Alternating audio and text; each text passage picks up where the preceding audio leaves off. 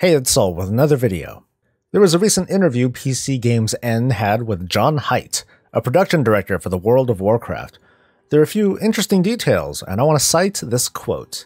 We're telling two completely different storylines. In Legion, you had the choice to go to whatever leveling zone you wanted, but whether you were Horde or Alliance, you experienced a lot of the same content, and the majority of the content was designed so that it could be played by either faction.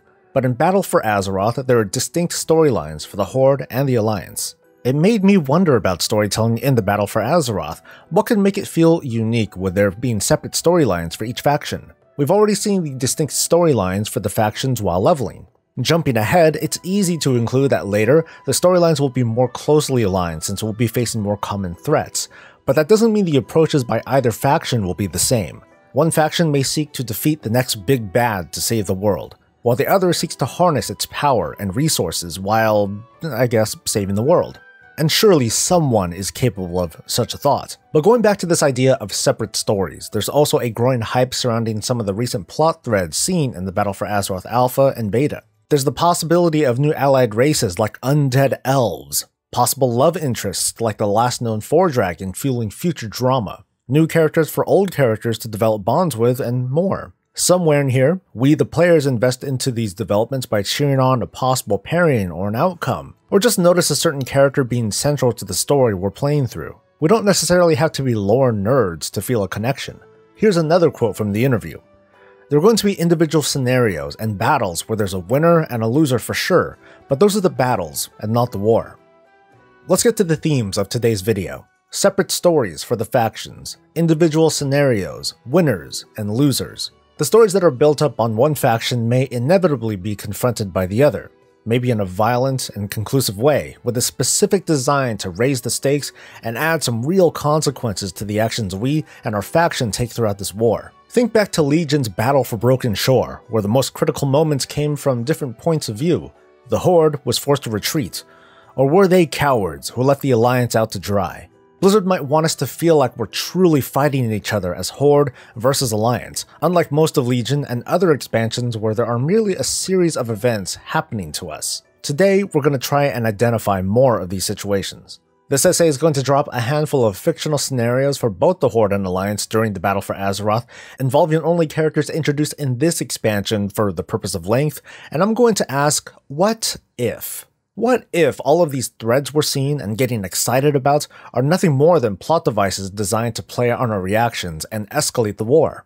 It's a fascinating and risky prospect, one that's sure to piss players off and have them feel more invested into the story, but, well, I guess they'll mostly piss players off. This is a warning. You will not like some of what you hear or see in this video. I'm literally going to try and piss you off. But this is not even speculation, but just an exercise or exploration of what kind of back and forth story Blizzard can possibly tell in this expansion using the episodic war campaign. These potential scenarios are based on existing spoilers, but if you've clicked here, you probably know what you're getting into. Let's start off with the Zandalari royalty, King Rastakhan and Princess Talanji. As the Horde progresses through their stories, they see a troubled empire threatened by external threats and internal conflicts.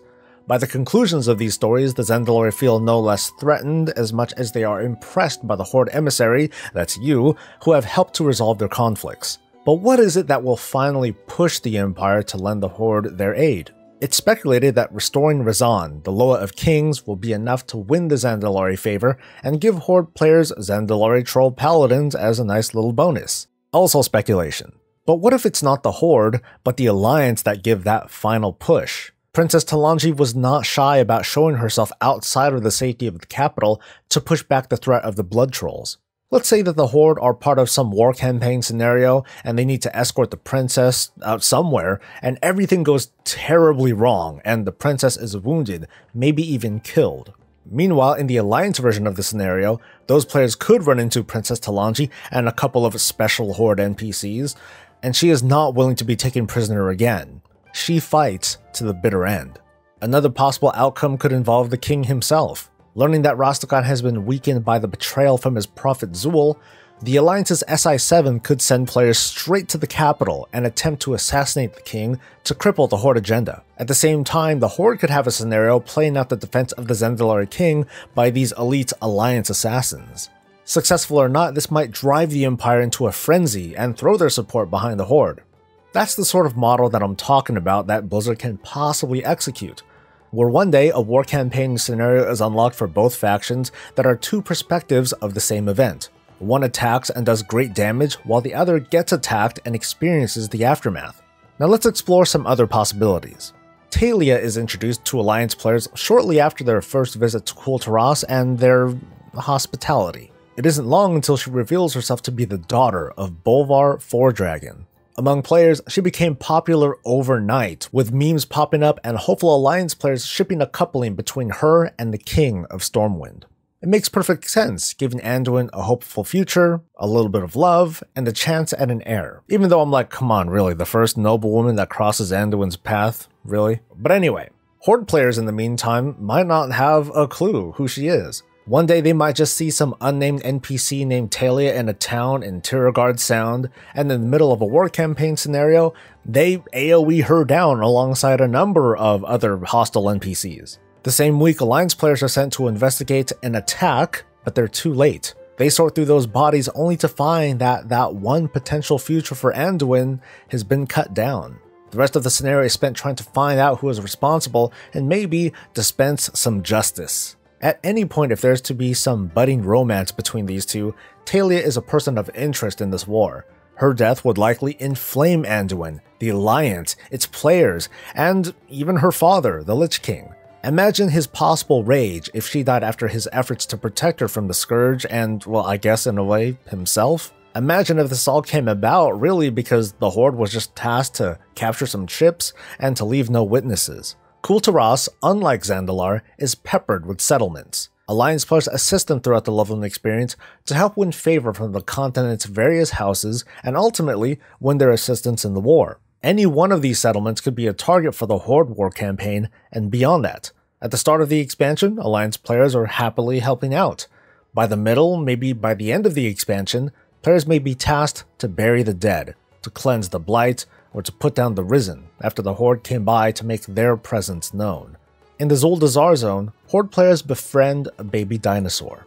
They nurse it, they feed it, they train it, and they fight alongside them before letting them rest in a pen, presumably for some more violence and shenanigans in a future storyline. But what if at one point the Alliance is tasked to sneak into Zuldazar and cripple its surrounding outposts for a future attack on the capital? They see a hostile NPC dinosaur named Emissary's Guardian, and they kill it because that's what the quest objective told them to. When Horde players start their version of the campaign scenario, they learn that the Alliance has been raiding and we've got to clean up the mess. How would we feel when we return to the pen and see that little buddy we raised was put to the sword? From data mined information, we learned that Sylvanas has taken in the Sand Lane, Undead Elves risen by the Lich King Arthas. As untrustworthy as some would see them, maybe Sylvanas sees them as kindred spirits, an endangered people like her own who seek survival and maybe to put down all who threaten them.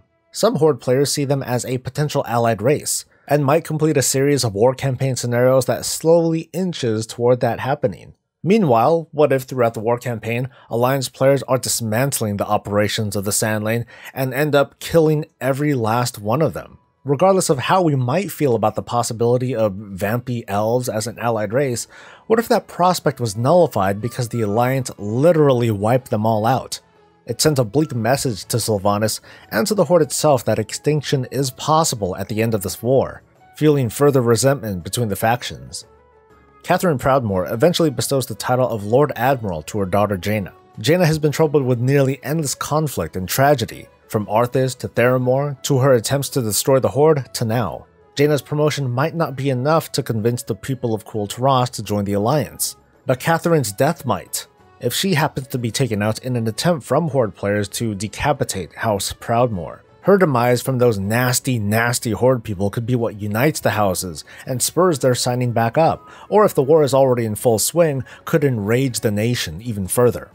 The Battle for Azeroth's method of storytelling makes these kinds of scenarios possible.